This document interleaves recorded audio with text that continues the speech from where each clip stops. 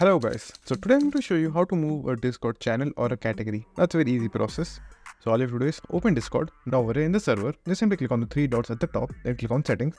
Now you will find the option of channels, choose that. Now in channels, you will find all the categories that you have made for that particular server. So you will have information, text channel, voice channel. So these are three main categories, and under these categories, you will find multiple channels like idea and feedback, welcome and rules, tutorials, and so on and so forth. So if you want to change channels or categories entirely, just simply click on reorder. Now over here you will have options of category and text channels and voice channels. So just simply choose category if you want to reorder or change anything in categories. Now to change anything over here, all you have to do is just simply press and hold the 6 dotted icon over here until it turns completely green, and then if you move it, you will be able to see that the order is being changed. Now all you have to do is to change the setting. Just simply remove your finger from the screen and the order is changed. Now just simply click on done, and just like that, the order have been changed. So the voice channel was at the bottom, now it's at the top.